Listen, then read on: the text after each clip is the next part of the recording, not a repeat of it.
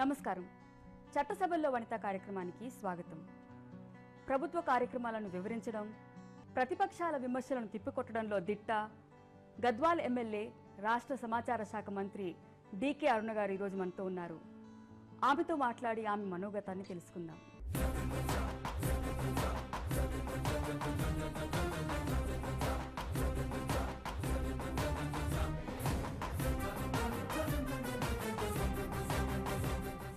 నమస్కారం అరుణ గారు.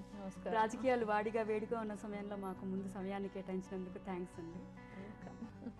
రాజకీయ నాయకుల్లో మీరు నిర్మోహమాటంగా మాట్లాడే, ప్రతిపక్షాల విమర్శలను కూడా తిప్పికొట్టడంలో మీరు దిట్ట. మీకు ఒక ప్రత్యేకమైన శైలి ఉంది. మీ బాల్యం గురించి మాకు చెప్తారు. నేను పుట్టింది నారాయణపేట, మా సొంతూరు ధన్వాడ. ఆ ఊర్లోనే నా ప్రైమరీ ఎడ్యుకేషన్ అంతా అక్కడే జరిగింది. ఆఫ్టర్ 7th 8th క్లాస్ నుంచి హైదరాబాద్లో మాడపాటి హనుమంతరావు గర్ల్స్ హై స్కూల్లో స్కూల్ ఎడ్యుకేషన్. మా ఫాదర్ పొలిటికల్ ఫ్యామిలీ నుంచి, agriculture family and political family.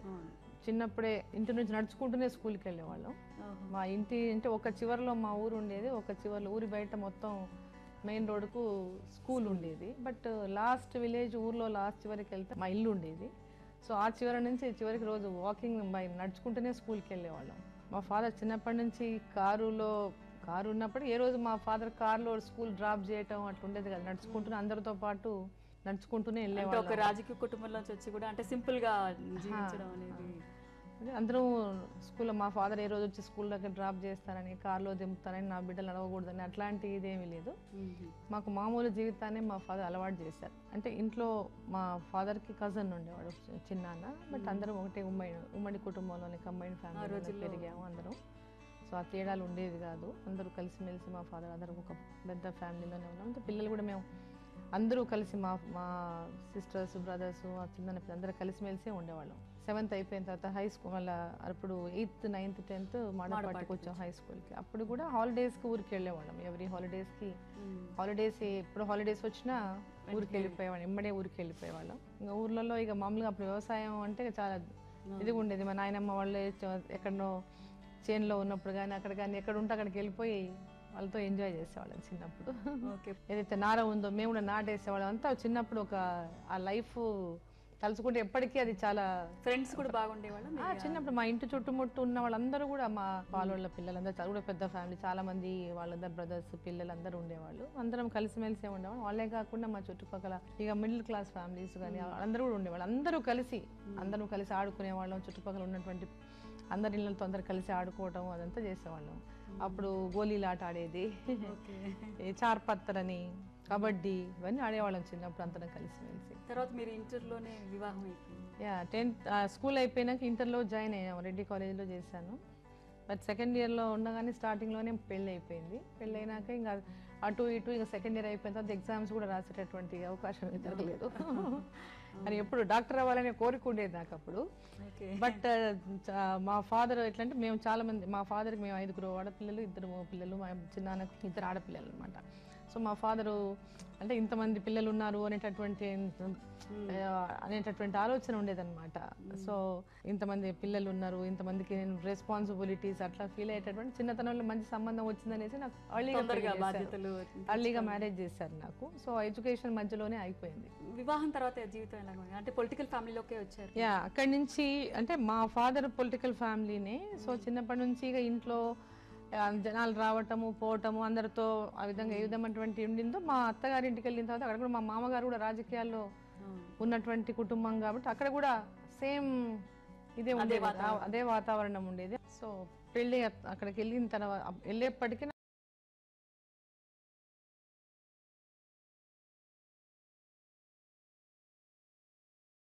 Education college పెళ్ళి అయిపోయింది. ఇక్కడ అందరూ నేను ఫస్ట్ చైల్డ్ మా ఇంట్లో. మా ఫాదర్ ఫ్యామిలీలో అంటే మా ఫాదర్ తర్వాత మళ్ళీ నేనే ఫస్ట్ చైల్డ్ మా ఇంట్లో. సో చాలా గారాబం కూడా ఉండేది. మా నాయనమ్మ కానీ మా అందరూ ఇంట్లో, మా అమ్మోళ్ళు కానీ చిన్నమ్మలు ఇంట్లో అందరూ కూడా చాలా గారాబంగా, మా ఫాదర్ కానీ చాలా గారాబంగా చూసి చాలా గారాబంగా పెంచారు. అసలు అత్తగారింటికి వెళ్ళినా పని అప్పటికేం రాలేదు. అక్కడికి వెళ్ళిన తర్వాతనే అక్కడ అత్తగారు కూడా చేసేవాళ్ళు. అప్పుడప్పుడు ఆ ఇంట్లో కూడా అందరూ ఉండేవాళ్ళు, వంట వాళ్ళు ఉండేవాళ్ళు. వాళ్ళతోనే నేర్చుకోవటం. మా అత్తగారు కూడా నాన్ వెజిటేరియన్, తను చేసేవాళ్ళు ప్రత్యేకంగా మా మామగారికి వీళ్ళకి అందరికి ఇంట్లో ఫ్యామిలీ అంతా నాన్ వెజిటేరియన్. నాన్ వెజ్ నేను తినను, ఇప్పటికి కూడా తినను, అప్పుడు కూడా తినేదాన్ని కాదు, మొదటి నుంచి కూడా లేదు. సో ఆ నాన్ వెజ్ అంటే కూడా దగ్గరికి పోయేదాన్ని కాదు నేను. ఆ నాన్ వెజ్ వాసన పడేది కాదు, అది చూడటం అంతా కొంచెం ఇది ఉండేది అనమాట. ఛాయలకు కూడా పోయేదాన్ని కాదు. తర్వాత అక్కడ ఉన్న వాళ్ళతో చూసి చిన్న చిన్నగా వంట నేర్చుకోవటం, ఆ తర్వాత అట్లా వంట నేర్చుకోవడం జరిగింది. మీ పేరు కూడా మారిందా వివాహం తర్వాత? ఒరిజినల్ అది పిలుస్తారు, ఇది పిలుస్తారు. యా, ఇంట్లో అంటే మా అందరూ పిలవరు, కొందరికి అలవాటు అలా పిలిచేది ఇంట్లో. అంటే మా అత్తమ్మ ఫస్ట్ పిలిచేవారు, తర్వాత అరుణ అని అయిపోయింది. అట్లా పెట్టడం పెట్టారు, కానీ పిలవడం అరుణానే. రాజకీయాల్లోకి యాక్చువల్గా మీరు ప్రవేశించింది అంటే డైరెక్ట్గా రాజకీయాల్లోకి నేను పోటీ చేయడం అంటూ జరిగిందని 96లో. 94లో మా హస్బెండ్ ఎమ్మెల్యేగా ఎన్నికయ్యారు. సో 94లో తను ఎన్నికైనప్పుడు ఫస్ట్ టైం నేను బయటికి వెళ్ళి ప్రచారం చేశాను అనమాట. అప్పుడు అంతకుముందు ఎప్పుడు మా మామగారు ఉన్నప్పుడు కానీ అంత తర్వాత కానీ ఎప్పుడు కూడా మేము డైరెక్ట్గా ప్రజల్లోకి వెళ్ళి అట్లా ఓట్ల కోసం అట్లా ఎప్పుడు కూడా ప్రజల్లోకి వెళ్ళింది లేదు అనమాట. తర్వాత తను ఎన్నికైన తర్వాత 96లో పార్లమెంట్కి నేను మహబూబ్ నగర్ నుంచి పోటీ చేశాను. సో ఆ పోటీ చేసినప్పుడు డైరెక్ట్గా అప్పుడే ఎంట్రీ పాలిటిక్స్లోకి నేను ఎంటర్ అయింది. సో వివాహం తర్వాత ఎక్కువ సంవత్సరాలు అంటే పిల్లల పెంపకం అట్లా గృహిణిగానే ఉన్నారు? యా, మొత్తం అంటే గద్వాల్లోనే దాదాపు నేను 7 years గద్వాల్లోనే ఉన్నాను. ఆఫ్టర్ మా సెకండ్ పాప తర్వాత అప్పుడు హైదరాబాద్ టోటల్గా షిఫ్ట్. అంటే ఫ్రీక్వెంట్గా వచ్చేది, మా మదరు ఇక్కడే ఉండేవాళ్ళు కాబట్టి ఎవ్రీ మంత్లీ వచ్చిపోయేవాళ్ళం, రెగ్యులర్గా హైదరాబాద్ వచ్చిపోయేది. బట్ పర్మనెంట్ షిఫ్ట్ అనేది 81 ఎండింగ్లో వచ్చానమాట. ఇక్కడ కంప్లీట్గా ఫ్యామిలీ పెట్టేసామా. అప్పుడు వచ్చి మా అమ్మ వాళ్ళ దగ్గర ఉండేది, తర్వాత సపరేట్గా మేము ఇక్కడ పిల్లలతో పాటు ఇక్కడ ఉండిపోయాం 81 ఎండింగ్ నుంచి. అప్పటికి అంటే షిఫ్ట్ అయినప్పుడు 80లో రెండో పాప నాకు, 81లో వచ్చాము హైదరాబాద్ టోటల్గా షిఫ్ట్ అయ్యి. ముగ్గురు పాపలు నాకు, ఆ తర్వాత మళ్ళీ ఒక పాప. ఫస్ట్ రాజకీయాల్లోకి రావడం అనేది కొంచెం వాళ్ళ అంటే బాధ్యత, మరీ చిన్నపిల్లలు కాదు, వాళ్ళందరూ పెద్దగా అయినాకనే, పిల్లలందరూ పెద్దగా అయినాకనే వచ్చాను నేను. 99లో నేను అసెంబ్లీకి పోటీ చేశాను. అసెంబ్లీకి పోటీ చేసి ఫస్ట్ టైం కూడా మార్జినల్గా అసెంబ్లీలో కూడా ఓడిపోయాను. అసెంబ్లీ ఎలక్షన్ కూడా ఓడిపోయాను మా ఫ్యామిలీలోనే. ఇక అక్కడ లోకల్ పాలిటిక్స్తో ఓడిపోయాను. సో 99లో ఓడిపోయిన తర్వాత మళ్ళీ కంటిన్యూగా పార్టీలో ఉంటూ పార్టీలో అనేక యాక్టివిటీస్ చేశాము. అప్పుడు పార్టీలో ఉండి కాంగ్రెస్ పార్టీ నుంచి పోటీ చేశానప్పుడు 2004లో ఫస్ట్ టైం ఎమ్మెల్యేగా ఎలెక్ట్ అయ్యాను. సో 2009లో సెకండ్ టైం ఎమ్మెల్యేగా ఎలెక్ట్ అయ్యాను. సో సెకండ్ టైం ఎమ్మెల్యేగా ఎన్నికైన తర్వాత సో మినిస్టర్గా కూడా అయ్యేటటువంటి అవకాశం కాంగ్రెస్ పార్టీ ఇచ్చింది ఈరోజు. సో ముందుగా కొన్ని అపజయాలు ఎదుర్కొని తర్వాత మీరు విజయాన్ని విజయం అనేది నాకు అంత ఈజీగా లభించలేదు. నేను చాలా హార్డ్ వర్క్ చేసి ఫస్ట్ టైం కానీ సెకండ్ టైం కానీ గెలిచి ఈరోజు ఈ పొజిషన్లో ఉన్నానంటే ఈజీగా రాలేదు. అంటే అసెంబ్లీలో కూడా మీరు ఏనాడు బెదిరిపోరు, అంటే మహిళలు కొంచెం సంకోచిస్తారు మాట్లాడడానికి, కానీ విషయాన్ని మీరు గట్టిగా మాట్లాడగలిగేటువంటి సత్తా. నాకు తెలియని విషయాల జోలికి నేను పోను. అంటే తెలిసిన విషయం స్పష్టంగా ఉన్నప్పుడే దాన్ని స్పష్టంగా మాట్లాడతాను. డీకే అరుణ వ్యక్తిగత వివరాల్లోకి వస్తే ఆమె పూర్తి పేరు ధర్మవరం కొట్టం అరుణ. జననం మే 4, 1960. జన్మస్థలం మహబూబ్ నగర్ జిల్లాలోని నారాయణపేట, ధన్వాడ. తల్లిదండ్రులు చిట్టం నర్సిరెడ్డి, సుమిత్ర. విద్యార్హత ఇంటర్మీడియట్. ఇంటర్ చదువుతూ ఉండగానే ఆమెకు 1975 జూన్ 21న డీకే భరత్ సింహారెడ్డితో వివాహం జరిగింది. వీరికి 3 సంతానం: శ్రవంతిరెడ్డి, శృతిరెడ్డి, స్నిగ్ధారెడ్డి. 1996లో రాజకీయ ప్రవేశం చేసిన డీకే అరుణ మొదట జిల్లా పరిషత్ ఫ్లోర్ లీడర్గా, ఆ తర్వాత 2004, 2009లో గద్వాల్ నియోజకవర్గం నుంచి శాసనసభ్యులుగా ఎన్నికయ్యారు. 2009 నుంచి సమాచార శాఖ మంత్రిగా పదవి బాధ్యతలు నిర్వహిస్తున్నారు. తన ఆశయం జిల్లా ప్రజలకు సేవ చేయడం, రాష్ట్రాభివృద్ధికి తన వంతు కృషి చేయడమే అంటున్నారు. అన్నగారు మరణం కూడా చాలా కలిసివేసి మీరు టీవీలో ఒక సభలో కన్నీరు కార్చడం కూడా జరిగింది, అంటే నక్సల్స్ చేతిలో. ఎందుకంటే ఆ ఇన్సిడెంట్ ఎప్పుడు గుర్తొచ్చినా, ఎందుకంటే కళ్ళ ముందు ఒక్కసారి మా ఫాదర్ని తలుచుకున్నప్పుడల్లా ఆ సీన్ కళ్ళ ముందుకు వచ్చేస్తుంది. అంటే ఆ చనిపోయినప్పుడు ఆ మెసేజ్ నాకు రావడము, ఆ మెసేజ్ రాగానే నేను అక్కడ పోయినప్పుడు ఎట్లా శవాలు పడి ఉన్నాయి అవన్నీ తలుచుకుంటే ఎనీ టైం ఆ కళ్ళలో నీళ్ళు తెలియకుండానే ఎమోషనల్ అయిపోతాం. అంటే మీకు స్ఫూర్తిగా మీ నాన్నగారు రాజకీయాల్లో స్ఫూర్తిగా ఉండేవారు? యా, బట్ మా నాన్నగారు చిన్నప్పటి నుంచి చూసాక మా నాన్నగారు ఏ రోజు మేము రాజకీయాల్లోకి రావాలని, మేము రాజకీయాలకి వస్తామని మా ఫాదర్ ఊహించుకోలేదు. మేము రావాలని కూడా ఆయన ఏ రోజు అనుకున్నది కూడా లేదు. సో అలాగే మా హస్బెండ్ కూడా తను ఎమ్మెల్యేగా అయ్యారు. 94లో తను ఎమ్మెల్యేగా అయిన తర్వాత నెక్స్ట్ టైం 99 ఎలక్షన్ వచ్చే వరకు తనకు రాజకీయాల కంటే ఎక్కువ ఇంట్రెస్ట్ బిజినెస్ మీదే తనకు ఎక్కువ ఇంట్రెస్ట్. వివిధ డిఫరెంట్ బిజినెస్లో చూడడము, తెలుసుకోవటము, తనకు దాంట్లో తిరగటం, తనకు ఆ ఇంట్రెస్ట్ ఎక్కువ. సో పొలిటికల్గా నేను పాలిటిక్స్గా ఉంటే నేను అంత అనుకున్నట్టుగా చేయలేనేమో, పబ్లిక్కి నీకు ఓపిక ఎక్కువ ఉంది, నువ్వే ఉండు అనేటటువంటి దీంతో నన్ను రాజకీయాల్లోకి పంపించి తను నాకు వెనక ఉంటూ అన్ని రకాలుగా తన సపోర్ట్ లేదే ఈరోజు నేను ఇంతవరకు వచ్చేది లేదు. తనే లేకుంటే ఈరోజు నేను ఇక్కడ ఉండేదాన్నే కాదు. అంటే మొదటి నుంచి కూడా అంటే పార్టీ సిద్ధాంతాలకి, మీరు నమ్మిన సిద్ధాంతాలకి కట్టుబడి ఉన్నట్టుగా కనిపిస్తుంది. అంటే చూస్తుంటే మీ తండ్రి దగ్గర నుంచి కానీ వివాహం తర్వాత కూడా కానీ. అలాగే పార్టీలో కూడా అంటే జూపల్లి గారి విషయానికి వస్తే చాలా ఘాటుగా ఎక్స్చేంజ్ అయింది. తర్వాత ఆయన పార్టీ వదిలేసి వెళ్ళిపోయారు. అక్కడ ఏంటంటే ఇప్పుడు ఎవరినో ఆధిపత్యం చెలాయించాలనో, ఎవరి మీదనో ఇది చేయాలనో కాదు. చాలామంది అంటుంటారు అరుణమ్మ ఇట్లా అంటే, బట్ ఎందుకంటే ఒక లేడీ ఆ విధంగా తను ధైర్యంగా మాట్లాడినప్పుడు వివిధ రకాలుగా వాళ్ళు అంటుండవచ్చు. బట్ అక్కడ జరిగే విషయం ఏంటంటే, ఎక్కడైతే మనల్ని అణగదొక్కే ప్రయత్నంలో వాళ్ళు చేస్తున్నటువంటి దాన్ని గట్టిగా జవాబిచ్చినప్పుడు ఎవరెవరో రకరకాలుగా ఊహించుకోవచ్చు. బట్ నేను ఎవరి జోలికి నా అంతకు నేను పోయే టైప్ కాదు. ఎవరైనా అనవసరంగా మన తంటాకు వచ్చి ఏదో మనకు నష్టం చేయాలనో, మనల్ని బ్లేమ్ చేయాలనో, లేకపోతే మనల్ని అణిచివేయాలనో ప్రయత్నం చేస్తే మటుకు దాన్ని ఊరుకునే వ్యక్తిని కాదు. సో దాంట్లో భాగంగానే వాళ్ళు జిల్లాలో ఎవరైనా సరే, జిల్లాలో ఏ రాజకీయ నాయకులైనా ఎవరి పంథా వారికి ఉంటుంది, ఎవరి ఇది వాళ్ళకు ఉంటుంది. వాళ్ళ దీంట్లో వాళ్ళు పని చేసుకుని వాళ్ళ దీంట్లో వాళ్ళు ఉంటే మరి ఎంతసేపు ఒకరిని టార్గెట్ చేసుకుని వాళ్ళ ఎదుగుదలని అడ్డుకోవాలి, వాళ్ళని ఇచ్చేసేయాలి. ఒక జిల్లాలో తనకు కూడా ఒక పేరు అంటే ఈరోజు పొలిటికల్గా ఉన్నట్టు ఒక మంత్రిగా కావచ్చు, ఇంకో కావచ్చు, ఒక అవకాశం వచ్చింది, దాంతో జిల్లా వ్యాప్తిగా తనకు ఒక పేరు వస్తా ఉండేటటువంటి బాధలు ఉన్న వాళ్ళు ఉండొచ్చు. బట్ పర్టికులర్ గా చాలా మంది ఉన్నారు. నాగం గారు కానీ రేవంత్ రెడ్డి గారితో అందరు మహామహులంతా ప్రత్యేకంగా మహామహులంతా మా జిల్లాలో ఉన్నారు. సరే, రేవంత్ రెడ్డి అంటే కొత్తవాడు అనుకోండి, వేరే విషయం. సో పాతవాడు జనార్దన్ రెడ్డి గారు కానివ్వండి, లేదా ఇంతకుముందు ఉన్నటువంటి చాలా మంది సీనియర్లు ఉన్నారు. వాళ్ళందరికీ ఏంటంటే ఉండొచ్చు వాళ్ళకి ఎవరికైనా మనసులో మేమంతా సీనియర్లము, మేమంతా చాలా మేధావులము. ఎందుకంటే నేను ఆఫ్టర్ ఆల్ ఏమి ఇంటర్మీడియట్ అనే ఆలోచన కూడా వాళ్ళకు ఉండొచ్చు. అంటే చదువుతోనే అన్నీ వస్తాయని నేను అనుకోను. అనుభవం అనేది చాలా నేర్పిస్తుంది వ్యక్తులకి. సో ఈరోజు నేను ప్రజల్లో ఉండి తెలుసుకున్నటువంటి సమస్యలే కావచ్చు, ప్రజలతో ఉన్న మమేకమై వాళ్ళ ఇష్యూస్ని టేకప్ చేయడమే కావచ్చు, అనేక రకాల అనుభవంతోనే ఈరోజు ఏం చేయాలంటే ఒక ఫోకస్తో పనిచేస్తూ పోతున్నాను. వాళ్ళలాగా చర్చల్లో పాల్గొని లెక్కలు చెప్పలేకపోవచ్చు, వాళ్ళలాగా అన్ని రకాలుగా మేధావిని కాకపోవచ్చు. బట్ నాకు పబ్లిక్ నాకు ఇచ్చినటువంటి ఈ అవకాశం తీసుకొని ఆ పబ్లిక్కి నేను ఎంతవరకు మేలు చేయగలుగుతున్నానో, నేను న్యాయం చేయగలుగుతున్నానా లేదని లెక్క వేసుకుంటే మటుకు వాళ్ళకంటే నేను ఎక్కువ న్యాయం చేస్తున్నానని నేను ఫీల్ అవుతాను. 100% చేయలేకపోవచ్చు, 100% ఎవరూ చేయలేము. సో ఈరోజు మనం 100% చేయలేము, కానీ చేయడానికి ప్రయత్నం చేస్తున్నాం. ఆ చేసే ప్రయత్నంలో మ్యాక్సిమం చేయడానికి ఎన్ని చేయగలుగుతామో వాటిని చేయించేటటువంటి ఈ ప్రయత్నంలో భాగంగా ప్రయత్నం చేయటమే మన ధర్మం. ఆ ధర్మంలో నేను ఎక్కడ కూడా నేను తక్కువగా చేస్తున్నాననేటటువంటి ఫీలింగ్ అయితే నేను లేదు.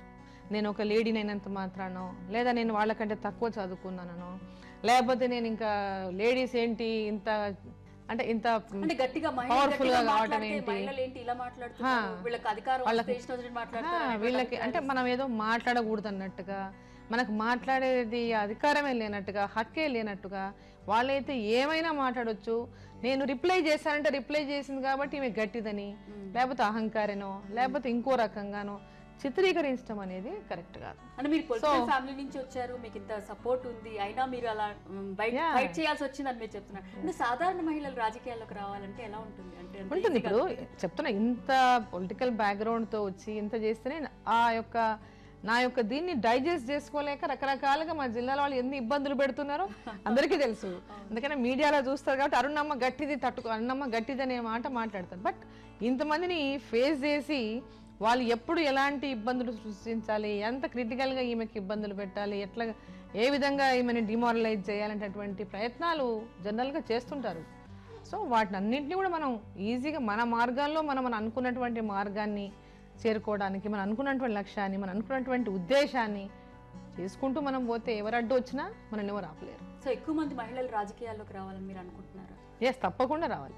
ఎందుకంటే మహిళల్లో ఉన్నటువంటి కమిట్మెంట్ కానీ డెడికేషన్ కానీ వేరే వాళ్ళలో ఉండదన్నమాట స్పష్టం.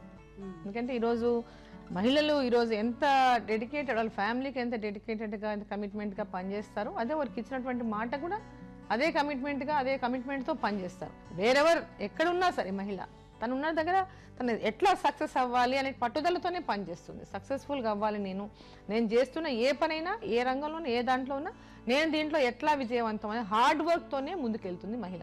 ఏదో ఈజీగా వచ్చేయాలంటే ఏది ఈజీగా రాదు, ఈరోజు అందరికీ తెలుసు. అది ఈజీగా, అందులో మహిళకు ఈజీగా రావడం అనేది చాలా కష్టం. ఇంకా అసలు దాన్ని ఊహించుకోవాలి. మహిళకు ఈజీగా ఏది రాదు. ఇంత 50% రిజర్వేషన్ కూడా రానివ్వట్లేదు కదా, ఇప్పుడు 33% చట్టసభల్లో రానివ్వట్లేదు. ఈ రోజు పంచాయతీ దాంట్లో ఈ రోజు పంచాయతీలలో 50% రిజర్వేషన్ ఈరోజు మా ప్రభుత్వం ఇచ్చింది. మా ముఖ్యమంత్రి గారు కూడా ఈరోజు మహిళలకు పెద్ద ఎత్తున ప్రాధాన్యత ఇవ్వాలనే ఒక లక్ష్యంతో ముందుకు పోతుంది. చట్టసభల్లో అవకాశాలు అనేది చాలా తక్కువ వస్తాయి మహిళలకి. సో ఈ లోకల్ బాడీస్ నుంచి వచ్చిన వాళ్ళైనా వాళ్ళు కొంచెం దీంతో ఎంకరేజ్మెంట్ ఉండి దాంట్లో విజయవంతంగా ఎవరైతే సక్సెస్ అవుతారో వాళ్ళు చట్టసభలకు కూడా తీసుకునే అవకాశం ఉంటుంది. కాబట్టి ఇది ఒక మంచి అవకాశం. చాలా రోజుల నుంచి ఎదుర్కొంటున్నారు, అంటే వివిధ పార్టీలు అడుగుతున్నారు, ఉన్నారు. అంటే అందరూ పైకి మహిళలు రావాలంటారు కానీ నిజంగా అంటే సమయం వచ్చినప్పుడు ఎవరికి లేదు. మహిళలకి అంటే అందరూ చెప్తారు 33% రిజర్వేషన్ చట్టసభల్లో ఉండాలనే వాళ్ళు చాలా తక్కువ మంది. అందరూ అనుకుంటే ఈ పార్టీకి అయిపోయింది అది. సో అందరూ అనుకోవడం లేదు కాబట్టి ఈరోజు సోనియా గాంధీ గారు ఈరోజు యూపీఏ చైర్పర్సన్గా ఉంటూ ఏఎస్ఎస్సి మా పార్టీ అధ్యక్షురాలుగా ఉండి కూడా ఆమెకి ఎంత తాపత్రయం ఉన్నప్పటికీ అందరి యొక్క సపోర్ట్ లేకపోవడం వల్లనే ఇది ఎక్కడో చోట బ్రేక్ పడతా ఉంది దీనికి. డీకే అరుణ అభిమాన నేత దివంగత ఇందిరాగాంధీ. అన్ని రంగులంటే ఇష్టపడే డీకే అరుణ పూర్తిగా శాఖాహారి. సమయం దొరికినప్పుడు కొండ ప్రాంతాల్లో పర్యటించడానికి మక్కువ చూపే ఆమె వీలైనంత వరకు పుస్తకాలు చదువుతారు. ప్రస్తుతం పని ఒత్తిడి వల్ల సినిమాలు చూడలేకపోయినా సమయం దొరికినప్పుడల్లా సినిమాలు చూడడానికి ఆసక్తి చూపుతారు. అభిమాన నటి హేమమాలిని, నటులు ధర్మేంద్ర, అమితాబ్ బచ్చన్లు. సంగీతం అంటే అమితంగా ఇష్టపడే డీకే అరుణ తన అభిమాన గాయని ఆశా భోంస్లే, గాయకుడు కిషోర్ కుమార్ అంటారు. తన తండ్రి దివంగత చిట్టం నర్సిరెడ్డి, భర్త భరత్ సింహారెడ్డి స్ఫూర్తి ప్రదాతలని, వారిద్దరి నుంచే ఎంతో ప్రేరణ పొందాను అంటారు. ఒక మంత్రిగా, అంటే ఒక కీలకమైన సమాచార శాఖ మంత్రిగా, అంటే ప్రభుత్వ పాలసీస్ని ప్రచారం చేసేటువంటి శాఖ మీది, మీరు సక్సెస్ అయ్యారని మీరు భావిస్తుంది? ఎస్, ఎందుకంటే ఈరోజు ఇది చాలా ఇంపార్టెంట్. ఎందుకంటే గవర్నమెంట్ చేస్తున్నటువంటి ఏ సంక్షేమ పథకమైనా, ఏ అభివృద్ధి కార్యక్రమమైనా ప్రజలకు చేరవేయాల్సినటువంటి అవసరం ఉంది, తెలియజేయాల్సినటువంటి అవసరం. ఎందుకంటే ఇప్పుడు ఒక సంక్షేమ పథకము ఆ సంక్షేమ పథకాన్ని అర్హులైనటువంటి వాళ్ళకి అందించాలంటే అవగాహన కల్పించాలి, వాళ్ళకు చైతన్యపరచాలి, వాళ్ళకు పబ్లిసిటీ చేయాలి. అయితే వాళ్ళు అందుకోవడానికి ఈ యొక్క పథకాల వల్ల అంటే ఇంట్లో ఉన్నటువంటి గైడ్ లైన్స్ ఏంటి, ఎవరికెవరికి అర్హత ఉంది, ఇవన్నీ కూడా పెద్ద ఎత్తున అవగాహన కలిగినప్పుడు ప్రతి ఒక్కరు కూడా ఈ యొక్క పథకాల వల్ల ఒక పూర్తి అవగాహన వస్తే అర్హత ఉన్న ప్రతి ఒక్కరు అందుకునేటువంటి అవకాశం వస్తుంది. ప్రభుత్వంలో ఉన్నటువంటి అన్ని లక్ష్యాలను వాళ్ళని తీసుకెళ్లాల్సినటువంటి బాధ్యత సమాచార శాఖ పైన ఉంది. కాబట్టి ఆ కార్యక్రమాల్లో మేము పూర్తి నిమగ్నమై ఉన్నాం. ప్రజలకు చేరవేసే దాంట్లోనే పెద్ద ఎత్తున ప్రచార కార్యక్రమాలు తీసుకెళ్ళడం జరుగుతూ ఉన్నాయి.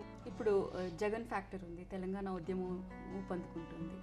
ఈ మారుతున్న పరిస్థితుల్లో 2014 ఎన్నికల్లో మీ అవకాశాలు ఎలా ఉంటాయి, కాంగ్రెస్ పార్టీ అవకాశాలు ఎలా ఉంటాయి?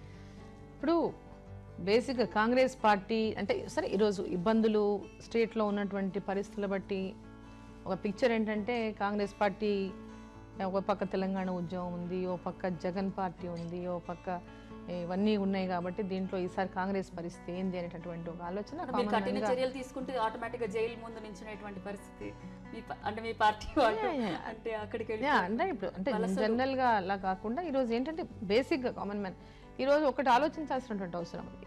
ఒక ప్రభుత్వంలో ఈరోజు రీజనల్ పార్టీస్ వల్ల మేలు జరుగుతుందా లేదా ఒక నేషనల్ పార్టీ వల్ల మేలు జరుగుతుందా, ఏ పార్టీలు ఎంత కమిట్మెంట్తో పనిచేస్తాయి, ఏ పార్టీలు ఏ లక్ష్యంతో పనిచేస్తాయి అన్న ఆలోచన ప్రతి ఒక్కరు చేయాల్సినటువంటి సమయం. ఈరోజు డెఫినెట్గా తెలంగాణ ప్రాంతంలో సెంటిమెంట్ ఉంది, తెలంగాణ కావాలనే సెంటిమెంట్ ఉంది. కేంద్ర ప్రభుత్వం ఈరోజు తెలంగాణ అంశంపైన ఒక సీరియస్గా ఆలోచించాల్సినటువంటి అవసరం ఉంది. ఈ తెలంగాణ సెంటిమెంట్ అనేది, ఈ సెంటిమెంట్తో కూడుతున్నటువంటి ఇష్యూని దాన్ని అడ్రస్ చేయాల్సినటువంటి అవసరం ఉంది, దానికి ఒక మార్గం చూపించాల్సినటువంటి అవసరం ఉంది. అరుణ గారు, రాజకీయ జీవితంలో మర్చిపోలేని సంఘటనలు ఏమైనా ఉన్నాయి? 2009 అక్టోబర్లో హెవీ ఫ్లడ్స్ వచ్చాయి. ఆ ఫ్లడ్ సందర్భంగా మా కాన్స్టిట్యున్సీలో గుర్రంగడ్డ అనేటటువంటి ఒక ఐలాండ్ ఉంది. ఆ గుర్రంగడ్డ ఐలాండ్లో దానికి రోడ్డు రవాణా సౌకర్యం ఉండదు. వాళ్ళు జనరల్గా ఉట్టేప్పుడు కూడా రివర్లో బోట్ చిన్న తెప్పలో వెళ్తుంటారు, పుట్టిలో వెళ్తుంటారు. ఇప్పుడు ఆ పుట్టి మార్చి ఇప్పుడు బోటు పెట్టామనుకోండి, బట్ అప్పుడు పుట్టి ఉండేది. సో చాలా హెవీ ఫ్లడ్ అనమాట. అసలు అది ఆ ఫ్లో కానీ ఆ ప్రెషర్ కానీ చాలా ఎక్కువ, అసలు ఊహించినటువంటి ప్రెషర్ అది. సో అటువంటి ఆ ప్రెషర్ దీంట్లో ఆ విలేజ్ మధ్యలో ఉండిపోవడం వల్ల అక్కడ వాళ్ళకి ఫుడ్ లేకపోవడం, అక్కడ ఉన్న వాళ్ళకి కొంతమందికి హాస్పిటలైజ్ అంటే చేయాల్సిన పరిస్థితి. ఒక గర్భిణీ స్త్రీ ఉండింది, ఆమెకు నొప్పి వస్తూ ఉంది, హాస్పిటల్కి వెళ్ళాలని అక్కడ వాళ్ళు అక్కడ పవర్ లేదు. అప్పటికి 2 days అయిపోయింది, పవర్ లేదు. ఇక్కడ మొబైల్స్ అన్నీ కూడా ఆఫ్ అయిపోయినాయి. అక్కడ నుంచి ఏదో ఒక మొబైల్ నుంచి వాళ్ళు ఫోన్ చేశారు, అక్కడ నుంచి ఎండలో పెట్టి కొద్దిసేపు ఆ ఎండ వచ్చి ఛార్జ్ చేసుకుని ఫోన్ చేసి ఇట్లా ఉంది ఆమె వెంబడే హాస్పిటల్ తీసుకెళ్ళాలి అని అక్కడ నుంచి ఫోన్ చేశారు. ఆర్మీ వాళ్ళు తీసుకుపోయారు. ఆర్మీ వాళ్ళు తీసుకొని పోయి కొంచెంసేపు మధ్యలో వరకు పోయి, మేడం చాలా హెవీ ఉంది, ఇది పోలేదు, ఇది రిస్కీ, మనం పోలేము, ముందుకు పోలేము, ఇది నాట్ పాసిబుల్ అని చెప్పారు. చూసి ఏం చేయాలని చెప్పి మళ్ళీ నేవీ వాళ్ళని పిలిపించాం. నేవీ వాళ్ళని తీసుకొచ్చి నేవీ వాళ్ళు వచ్చి బోట్ తీసుకుని, అది రబ్బర్ బోట్ అనమాట. అది మేమంతా జాకెట్స్ అవన్నీ వేసుకొని అడిగాను, ఒకవేళ ఈ బోటు ఏమైనా మధ్యలో అయిపోయింది అనుకోండి, ఎలా ఏంటి దీనికి మనం ఎలా రక్షించుకోవటం అనండి. అంటే ఏం లేదు, దీంట్లో ట్యూబ్ ఉంది, రబ్బర్ ట్యూబ్, ఆ ట్యూబ్ పట్టుకొని వెళ్ళాలి మనం. ఆ ట్యూబ్ పట్టుకొని వెళ్తే అది ఎంత దూరం వెళ్ళి ఏ ఒడ్డుకన్నా చేరితే చేరిపోతాం, లేకపోతే పోయినంత దూరం కొట్టుకుంటూ పోతామని చెప్పారు.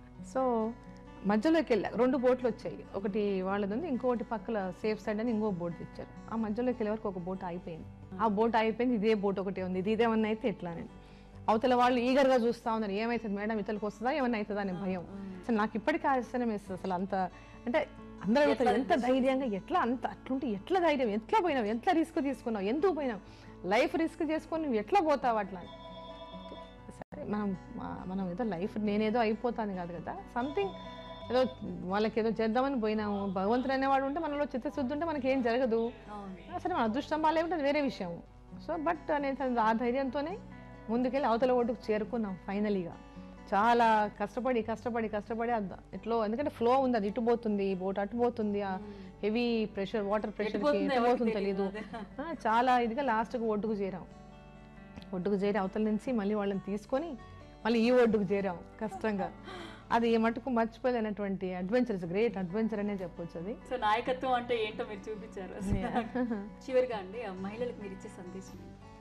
మహిళలందరికీ ఇచ్చే సందేశం ఏముంది, అందరూ కూడా సమాజంలో మనకు ఇచ్చినటువంటి కొన్ని రైట్స్ ఏవైతే మనం కరెక్ట్గా వాటిని సద్వినియోగం చేసుకునేలాగా మనం పట్టుదలతో కృషి చేసుకొని వాటిని సాధించుకునేలాగా ప్రతి మహిళ, అంటే ఎక్కడనో ఎవరైనా చెప్పినా ఇంతకుముందు మనం చేసేదాన్ని విమర్శించో కొంత డిమారలైజ్ చేస్తారు, ఏదో రకరకాలుగా మహిళలను ఇబ్బంది పెట్టి వాళ్ళని ఏదో పనిలో వెనక్కి లాగాలి, అటువంటి వాటికి కూడా తట్టుకొని గట్టిగా నిలబడినప్పుడే మహిళ సక్సెస్ అవుతుంది. Thank you very much Arun గారు. అంటే మీరు నిర్భయంగా మాట్లాడి మహిళ ఎలాగ సక్సెస్ఫుల్గా ఉండాలో మీరు దారి చూపించారు కాబట్టి మీ స్ఫూర్తితో చాలా మంది మహిళలు తమ ఎన్నుకున్న ఫీల్డ్స్లో ముందుకు వస్తారని ఆశిద్దామండి. Thank you very much. Thank you. DK Aruna గారు చెప్పిన మాటలు విన్నారు కదండి. చట్టసభలో వనితా కార్యక్రమంలో మరో వనితతో మళ్ళీ కలుసుకుందాం. అంతవరకు సెలవు, నమస్కారం.